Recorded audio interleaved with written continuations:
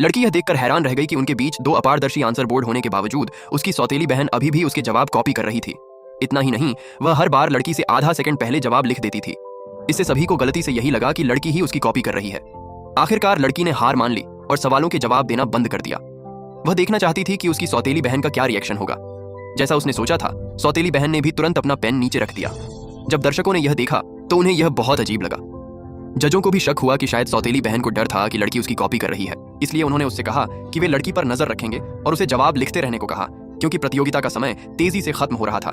लेकिन असल में धोखेबाज सौतेली बहन बिना कॉपी किए बेतरतीब जवाब लिखने की हिम्मत नहीं कर पाई। दरअसल प्रतियोगिता शुरू होने से पहले दोनों के बीच एक शर्त लगी थी। हारने वाले को न सिर्फ खुद को धोखेबाज मानना था, बल्कि घुटनों के बल बैठकर जीतने वाले से माफी भी मांगनी थी। मजबूर होकर सौतेली बहन ने लड़की से पूछा कि वह सवालों के जवाब क्यों नहीं दे रही है। इस पर लड़की ने पलटकर जवाब दिया, अगर मैं जवाब नहीं देना चाहती तो इससे तुम्हें क्या फर्क पड़ता है, या फिर क्या तुम जैसी तथाकथित जीनियस सच में मेरी कॉपी कर रही हो। यह सुनकर सौतेली बहन शर्म से लाल हो गई। हालांकि स्टेज के नीचे बैठे दर्शक अभी भी उसका बचाव कर रहे थे। उनका कहना था कि शायद वह किसी मुश्किल सवाल में फंस गई हो और उसी के बारे में सोच रही हो। तभी लड़की के दिमाग में एक शानदार आइडिया आया। उसने तय किया कि अब वह अपनी सौतेली बहन को सबके सामने बेनकाब करके रहेगी।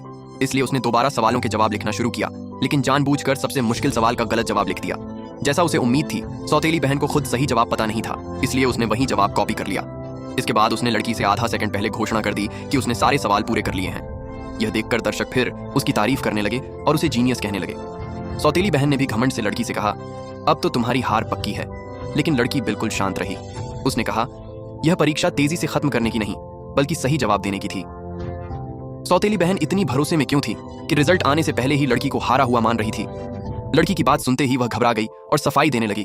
उसने कहा, मुझे पूरा यकीन है कि मेरा स्कोर परफेक्ट होगा, और अगर तुम्हारा भी परफेक्ट आया तब भी तुम मुझसे धीमी थी, इसलिए हार तुम्हारी ही होगी। तभी लड़की मुस्कुराई और बोली, लेकिन मैंने तो जानबूझकर एक सवाल गलत किया था और मैंने देखा कि तुम्हारा जवाब भी बिल्कुल मेरे जैसा ही था। फिर तुम इतने भरोसे से कैसे कह सकती हो कि तुम्हारे सारे जवाब सही हैं।